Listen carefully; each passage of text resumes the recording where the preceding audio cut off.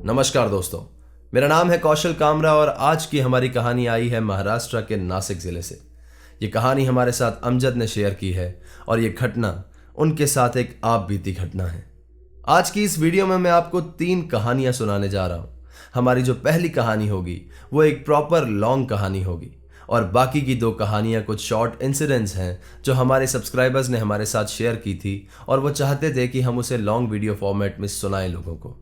इस कहानी में आगे बढ़ने से पहले एक छोटी सी रीत है जो पूरी कर लेते हैं।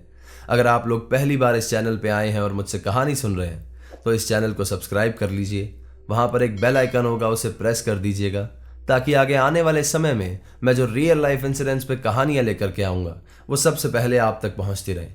अगर आपके पास भी ऐसी कोई कहानी है तो नीचे दिए गए जीमेल एड्रेस और इंस्टाग्राम आईडी पर आप उसे हमारे साथ शेयर कर सकते हैं।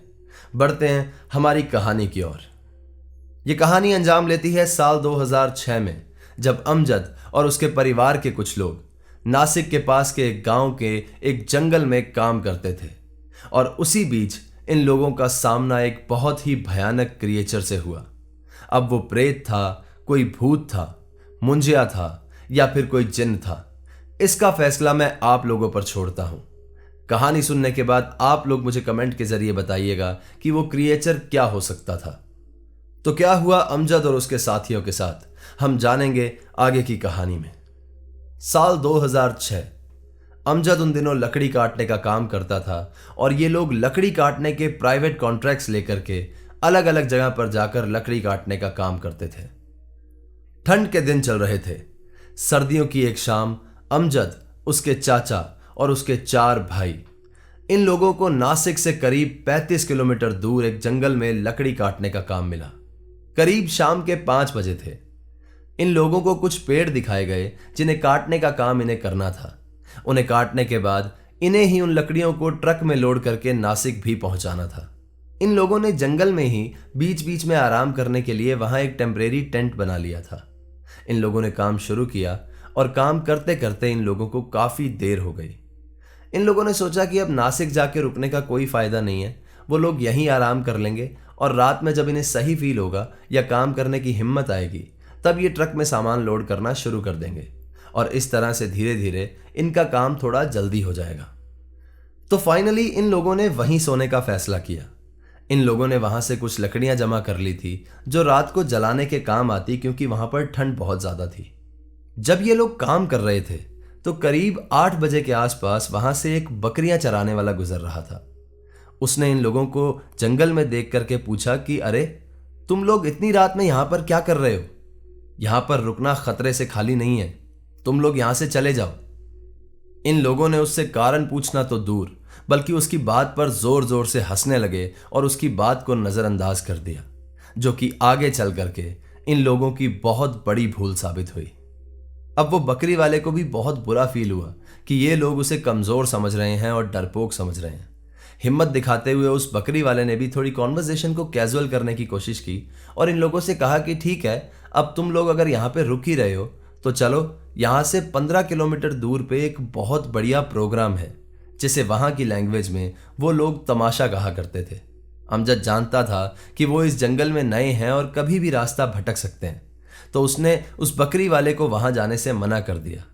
लेकिन तभी याकूब और इमरान, जो कि अमजद के छोटे भाई थे, वो दोनों उठ खड़े हुए और उस बकरी चराने वाले के साथ जाने लगे। अमजद ने इन दोनों को मना भी किया कि जंगल नया है, हम लोग यहाँ के रास्ते नहीं जानते हैं, तुम लोग चले तो इसके साथ जाओगे लेकिन लौटते हुए तुम्हें कोई गाड़ी नहीं मिलेगी और तुम रास्ता भटक जाओगे। इमरान और याकूब उठ खड़े हुए और वो तमाशा देखने के लिए उस बकरी वाले के साथ चले गए। इन लोगों ने वहां पर जाकर खूब एंजॉय किया और वो प्रोग्राम खत्म होते होते करीब 1 से 2 बज गए थे। ये लोग उस जगह पे आ तो उस बकरी वाले के साथ गए थे, लेकिन अब इन लोगों को वापस अकेले अपने घर जाना था जहां पर ये सब लोग रुके हुए थे, और इस बार इन लोगों को वो रास्ता खुद ही ढूंढ करके जाना था। अमजद ने इन्हें समझाया भी था कि लौटते हुए तुम रास्ता भूल सकते हो, ये नया गांव है, यहाँ पर वापसी में कोई गाड़ी मिले या ना मिले इसकी भी कोई गारंटी नहीं है। लेकिन इन लोगों ने अमजद की कोई भी बात नहीं सुनी। अब इन लोगों को अकेले उस सुनसान जंगल के रास्ते से फिर से अमजद के पास लौटना था। ये लोग उस बकरी वाले से एक मोटा मोटा आइडिया ले लेते हैं कि कहां से किस तरह से जाना है कि वो वापस से अपनी जगह पे लौट जाएंगे।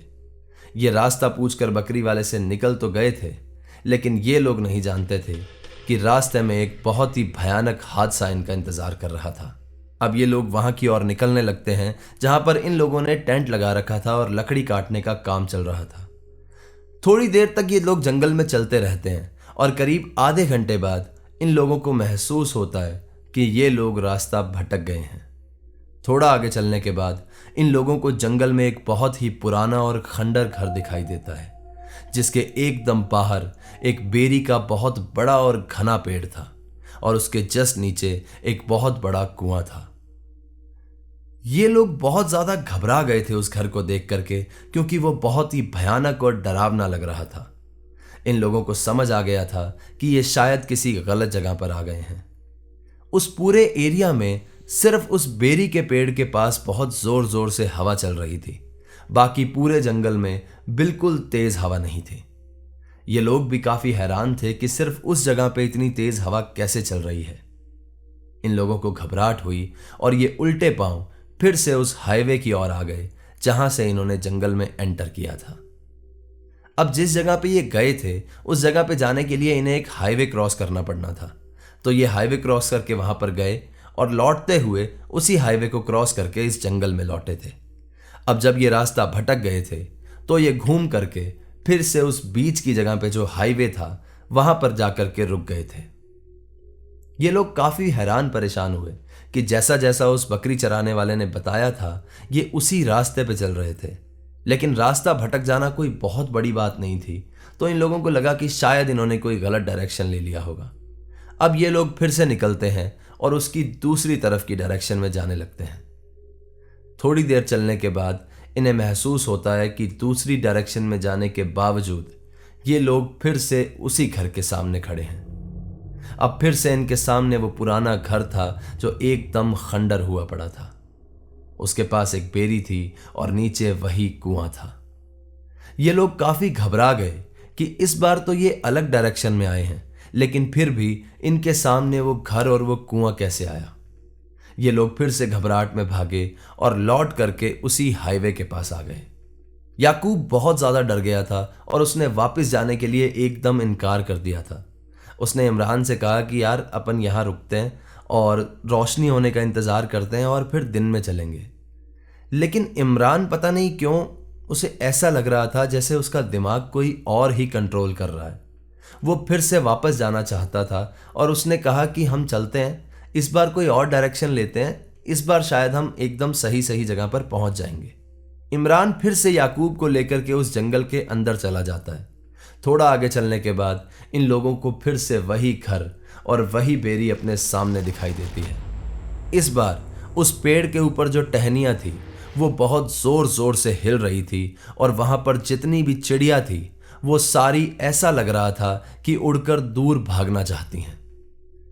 इन लोगों ने उस जगह को गौर से देखा और अचानक से उस पेड़ के बीच में से एक 10 से 12 फीट लंबा आदमी सफेद कपड़े पहने हुए इन लोगों की तरफ आहिस्ता आहिस्ता बढ़ रहा था। इन लोगों ने देखा कि वो आदमी धीरे धीरे इनकी तरफ बढ़ रहा है। उसकी आंखें लाल हैं और उसके चेहरे पे किसी के नोचने के निशान हैं। इमरान और याकूब दोनों की बॉडी सुन्न पड़ गई थी और इन लोगों का खून एकदम जम चुका था। फिर भी अचानक से इन लोगों को होश आया और इन लोगों ने उल्टे पांव फिर से उस हाईवे की तरफ दौड़ लगाई। जैसे ही ये लौटकर भागने लगे, जो सफेद कपड़ों में आदमी इनकी तरफ आहिस्ता आहिस्ता बढ़ रहा था उसने भी स्पीड पकड़ी और इन लोगों के पीछे भागने लगा। भागते भागते याकूब वहां पर नीचे गिर गया और उसके पैर से खून बहने लगा। किसी तरह से इमरान ने उसे उठाया और उसे उठा करके फिर से भागने लगा। थोड़ी दूर जाने के बाद उस आदमी ने या उस प्रेत ने, जो कोई भी वो था, उसने इनका पीछा करना छोड़ दिया था। शायद उसकी कोई स्पेसिफिक बाउंड्री थी या क्या था कि वो इनके पीछे और दूर तक नहीं आ रहा था। जब ये लौट करके भाग रहे थे तो इन लोगों को भागते भागते अचानक से कहीं पे आग दिखाई दी और ये वही आग थी जो अमजद और उसके चाचा जी जला करके बैठे हुए थे। फाइनली ये अपनी जगह पर पहुंचते हैं और अमजद और अपने चाचा को जाकर के सारी कहानी बताते हैं। वो लोग ये कहानी सुनकर के काफी ज्यादा डर गए, लेकिन एक तरफ उन लोगों को इस कहानी पर भरोसा भी नहीं हो रहा था। उन लोगों ने याकूब और इमरान को किसी तरह से शांत किया और किसी तरह से उस रात को वो लोग सो गए। अगले दिन सुबह उठकर इमरान और याकूब ने जिद की कि आप हमारे साथ चलो और वो जगह देख करके आओ, सच में हमारे साथ ऐसा कुछ हुआ था। इमरान, याकूब, अमजद और उसके चाचा, ये चारों लोग अब उस जगह का मुआयना करने के लिए पहुंचते हैं। ये लोग अपनी गाड़ी लेकर के वहां पर जाते हैं और देखते हैं कि सचमुच में वहां पर एक घर है जो एकदम खंडर हुआ पड़ा है। वहां पर एक बेरी का पेड़ है और एक कुआं है। उस समय अमजद ने बताया कि वो जगह दिन में भी इतनी ज्यादा भयानक और डरावनी लग रही थी, इन लोगों को इतनी ज्यादा नेगेटिव एनर्जीज फील हो रही थी कि इन लोगों का मन था कि तुरंत वहां से चले जाएं। फिर भी हिम्मत करके ये लोग थोड़ा आगे उस घर की तरफ बढ़े और उस बेरी के पास जाने के बाद इन लोगों ने देखा कि वहां पर ढेर सारी चिड़ियां मरी पड़ी हैं। यह देख करके ये लोग और ज्यादा घबरा गए और इसके बाद आगे जाने की इनकी हिम्मत नहीं हुई। इन लोगों ने अपनी गाड़ी उठाई और ये लौट करके अब अगली साइड पे पहुंचे जहां पर लकड़ी काटने का काम इन्होंने करना था। अगली रोज इन लोगों ने सारा दिन वहां पर लकड़ी काटने का काम किया और शाम में फिर से वहीं जंगल में सोने लगे। लेकिन आज किसी की भी हिम्मत नहीं थी कि अपनी जगह को छोड़कर वो कहीं और घूमने चले जाएं, क्योंकि एक रोज पहले इनके साथ जो हुआ था उसका सदमा अभी तक इनके दिमाग से बाहर नहीं निकला था। अमजद ने बताया कि करीब 2 बजे के आसपास जब वो अपनी टैक्सी में आराम से सो रहा था, अचानक से उसे ऐसा महसूस हुआ कि कोई उसके ऊपर बैठा है और उसका गला दबा रहा है। उसने छूटने की बहुत ज्यादा कोशिश की और काफी देर तक मेहनत करने के बाद, हाथ पैर चलाने के बाद वो उस क्रिएचर के चंगुल से बाहर निकला। अमजद ने बताया कि उस दिन के बाद वो लोग उस गांव में कभी भी वापस नहीं गए। उस जंगल से जितनी बार भी उन लोगों के पास कॉन्ट्रैक्ट आया या लकड़ी काटने का काम आया, उन लोगों ने कभी भी कोई भी काम नहीं लिया। आज इस बात को करीब 18 से 19 साल बीत गए हैं, लेकिन आज भी कभी कभी अमजद के साथ ये होता है कि उसे नींद में लगता है कि कोई उसका गला दबा रहा है। एक बार के लिए हम ये मान सकते थे कि शायद ये स्लीप पैरालिसिस हो, लेकिन जो इंसिडेंट याकूब और इमरान के साथ हुआ उसके जस्ट बाद ये चीजें होना शायद स्लीप पैरालिसिस नहीं था। शायद ये सच में कोई एनर्जी थी जो अमजद को परेशान कर रही थी। आप लोगों को क्या लगता है कि वो वाइट कपड़ों में जो 8-10 फीट बड़ा क्रिएचर था वो कौन हो सकता है? क्या वो कोई भूत या प्रेत था, या किसी पेड़ पे लगा कोई मुंजिया था, या फिर कोई जिन्न था? कमेंट के जरिए जरूर बताइएगा। अब हम बढ़ते हैं हमारी दूसरी कहानी की ओर जो गुजरात से आई है। ये कहानी हमारे साथ अमन ने शेयर की है और ये भी उनके साथ एक आप बीती घटना है। उन्होंने बताया कि थोड़े समय पहले जब उनकी एंगेजमेंट हुई थी, उनकी वाइफ गुजरात के राजकोट में रहा करती थी और वो खुद गुजरात के भावना नगर में रहते थे, जो कि राजकोट से काफी दूर था। एक दिन अमन ने यूं ही प्लान किया कि अपनी बाइक उठाता हूं और जाकर के अपनी होने वाली वाइफ से मिल करके आता हूं। अब अमन को बाइक राइडिंग का काफी ज्यादा शौक है, तो उन्होंने अपनी बाइक उठाई और वो पहुंच गए राजकोट अपने होने वाली वाइफ से मिलने। उनसे मिलने के बाद अमन फिर से अपने घर की ओर निकल गया। उसने हाईवे पे डिनर लिया और डिनर लेने के बाद फिर से वो बाइक से अपने घर की ओर बढ़ने लगा। राजकोट से 70 किलोमीटर की दूरी पर एक शहर आता है अटकोट, और अटकोट से थोड़ी ही दूर पड़ता है बाबरा। ये घटना है अटकोट और बाबरा के बीच की। रात के करीब 1 से 1:30 बज गए थे और इन दोनों शहरों के बीच में एक मेलडी माता का मंदिर आता है। मेलडी माता को शमशान की देवी कहा जाता है। अटकोट से बाबरा के बीच उनका मंदिर जैसे ही रास्ते में आता है, अमन को वहां पर एक औरत खड़ी हुई दिखाई देती है जो कि वाइट कपड़ों में थी। वो काफी बूढ़ी औरत थी और वो लिफ्ट मांग रही थी। अमन को लगा कि काफी ज्यादा बूढ़ी औरत है, इतनी रात में पता नहीं कैसे यहां पे घूम रही है। अमन ने अपनी बाइक रोकी और उस बूढ़ी औरत को लिफ्ट दे दी। अमन ने बताया कि वो अपनी बाइक 110 से 20 किलोमीटर की स्पीड पे चला रहा था, लेकिन फिर भी उसकी बाइक 50 किलोमीटर की स्पीड से ऊपर जा ही नहीं रही थी। अमन अब समझ तो गया था कि कुछ ना कुछ ऑफ है इस औरत के साथ, लेकिन फिर भी वो अपनी बाइक चलाए जा रहा था।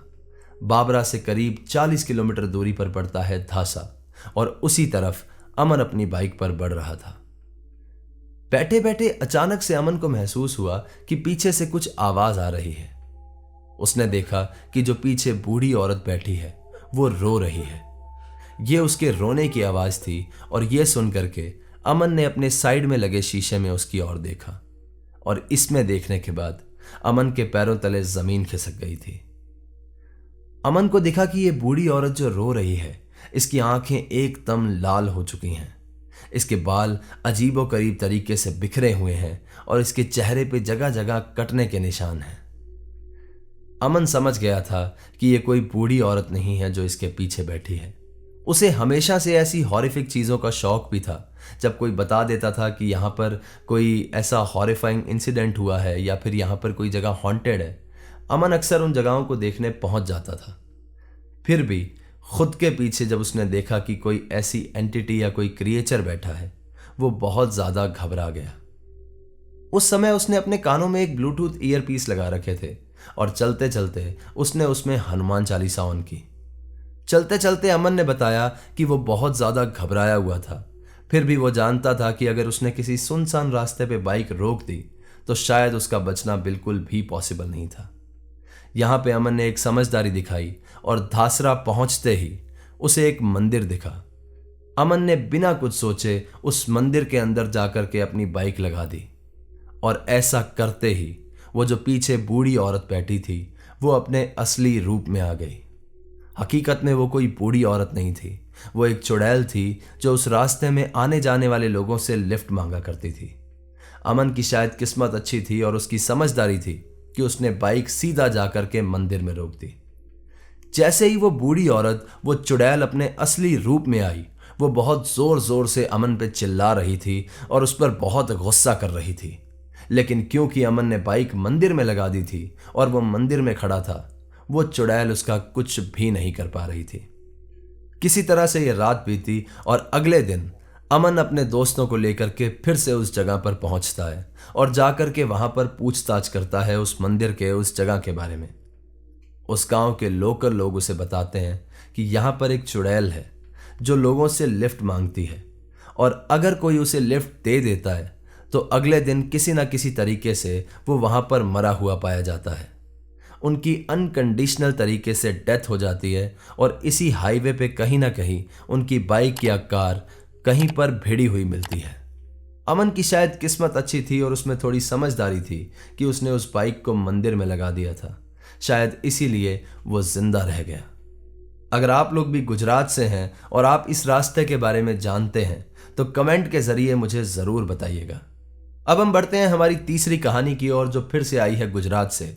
ये गुजरात के जूनागढ़ एरिया की कहानी है और ये वहाँ के धनफुलिया और शाहपुरा के बीच के एरिया की कहानी है। ये कहानी हमारे साथ उदय ने शेयर की है और ये किस्सा भी उनके साथ आप बीता किस्सा है। ये कहानी है मई 2024 की, जब उदय अपनी गर्लफ्रेंड के साथ एक शादी अटेंड करने के लिए गए। ये लोग वो शादी को अटेंड करके करीब 9:30 पर वहां से वापस आ रहे थे। उदय के फादर ने एक नई बाइक ली थी और उसे बाइक का बहुत ज़्यादा शौक था। अब क्योंकि उसे अपनी गर्लफ्रेंड के साथ जाना था एक शादी में और उसकी सारी फैमिली भी उसके गर्लफ्रेंड को जानती थी, तो उसके पेरेंट्स ने उसे बाइक दे करके भेज दिया। वो लोग जब इस शादी से लौट रहे थे तो शाहपुरा से थोड़ी सी दूर आगे चल करके एक कच्चा रास्ता आता है। जैसे ही इन लोगों की बाइक वहां पर उतरती है तो अचानक से उदय के पैर बहुत ज़्यादा दर्द होने लगते हैं। पता नहीं क्यों उदय को ऐसा लगता है कि मैं कहीं रुक के रेस्ट कर लेता हूँ, और वो शाहपुरा रेलवे स्टेशन पे जाकर के रेस्ट करने लगते हैं और उन्हीं के साथ होती है उनकी गर्लफ्रेंड भी। थोड़ी देर बाद उदय की वहां पर आंख लग जाती है और जब उदय की नींद खुलती है तो सुबह के 7 बज रहे थे। उदय आसपास अपनी नज़र दौड़ाते हैं और देखते हैं कि उनकी गर्लफ्रेंड उनके पास नहीं है। वो तुरंत अपनी गर्लफ्रेंड को फ़ोन करता है और पूछता है कि वो कहाँ पर है। उसकी गर्लफ्रेंड ने उसे जो बात बताई, उस चीज़ों का जवाब वो आज तक नहीं ढूंढ पाए हैं और ना उन्हें पता है कि उस दिन ऐसा क्या हुआ था। उसकी गर्लफ्रेंड ने बताया कि वो अपने घर पर है। उदय ने कहा, तू तो मेरे साथ यहाँ पे रेलवे स्टेशन पे थी, हम दोनों साथ में थे, तो तू घर कैसे पहुंची? उसकी गर्लफ्रेंड ने कहा कि मुझे घर आप ही छोड़ने आए थे। आप मुझे घर छोड़ने आए, आपने मुझे घर छोड़ा और उसके बाद आप चले गए। उदय ने बताया कि वो वहीं सोया हुआ था 9:30 से और उसकी नींद खुली थी सुबह 7 बजे। तो ये कैसे पॉसिबल था कि वो अपनी गर्लफ्रेंड को घर छोड़ने गया था। एक बार के लिए उदय को लगा कि शायद उसकी गर्लफ्रेंड मजाक कर रही है, लेकिन उसके गर्लफ्रेंड ने उसे एक सेल्फी भी दिखाई जो उसने और उसकी गर्लफ्रेंड ने उसके घर के बाहर खींची थी। अब उदय रेलवे स्टेशन पे सोया हुआ था और एक उदय अपनी गर्लफ्रेंड को छोड़ने घर पे गया था। कौन सा उदय उसकी गर्लफ्रेंड को छोड़ने गया था और कौन सा रेलवे स्टेशन पे था? उदय ने बताया कि यह पॉसिबल ही नहीं है कि मैं अपनी बाइक से अपनी गर्लफ्रेंड को छोड़ने गया हूं, क्योंकि उसकी बाइक में इतना पेट्रोल ही नहीं था कि अपनी गर्लफ्रेंड को केशोड़ तक छोड़ने चला जाए।